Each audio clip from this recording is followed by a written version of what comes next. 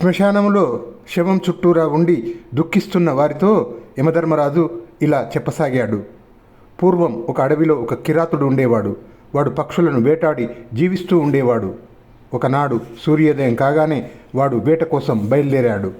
వలలు, ఉరిత్రాళ్ళు, జిగురు కండెలు తీసుకున్నాడు. చద్ది చిక్కము చంకకు తగిలించుకున్నాడు. బిల్లంబులు చేతపట్టాడు.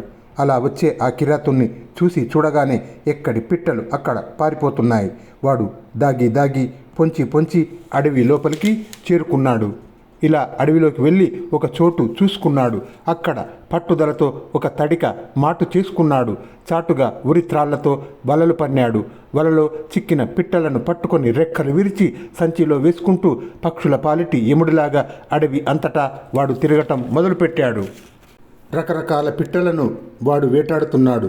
ఇంతలో ఒకచోట కాలం తీరిన అడవి పిచ్చుకల జంట వీడి కంటబడింది. అందులో ఆడపిచ్చుకను ఉరిపన్ని రెక్కలు విరిచి చిక్కంలో పడేసుకున్నాడు. అది చూసి చెట్టు మీద ఉన్న మగ పిచ్చుక ఆడపిచ్చుకతో దుఃఖంతో ఇలా పలికింది. ఓ ప్రియురాలా, ఈ అడవిలో ఎక్కడో ఇంత మేత మేసి ఒకరికి అపకారం తలపెట్టకుండా జీవిస్తున్నాము. మనం ఏ పాపము ఎరుగం కదా. కఠిన హృదయుడైన బ్రహ్మ మనల్ని ఈ బోయవాని చేతిలో చావుమని వ్రాశాడు కాబోలు. ఆ పాపపు దేవుని దృష్టిలో కూడా మనం ఇంత బరువైపోయాము. ఓ సుకుమారి, ఏం చెప్పమంటావు? నేనింకా ఏం మాట్లాడగలను? ఆ దేవుడు మనల్ని అందరినీ ఈ కిరాతుని వలలో పడేసి ఒక్కసారిగా చంపకూడదా?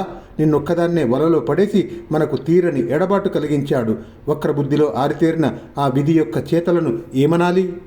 అక్కట రెక్కలు రావు పిల్లలకు రేపట నుండియు మేత కానమిన్ పొక్కుచున్ గూటిలోన ఎగిసి పోవంగ నేరవు మున్ను తల్లి ఈ దిక్కున నుండి వచ్చునని త్రిప్పని చూడ్కుల నిక్కి నల్దిక్కులను చూచుచున్ను అతి దీనతన్ ఎట్లు భరింతును.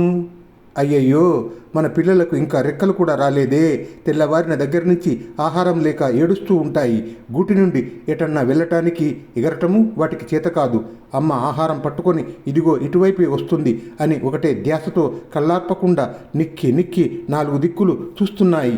అతి దీనమైన వీటి ముఖాల్ని ఎలా చూడాలి?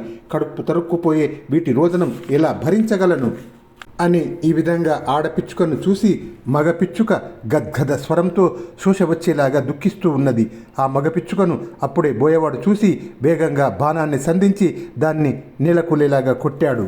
ఆయువు తీరిపోయిన ఆ మగపిచ్చుక బోయవాని బాణం దెబ్బకు కెవ్వున అరుస్తూ నేల మీద పడిపోయింది. అంతే, కాలం మూడితే ఎంతటి గుణవంతుడైనా బలవంతుడైనా ధనవంతుడైనా మరణించక తప్పదు కదా.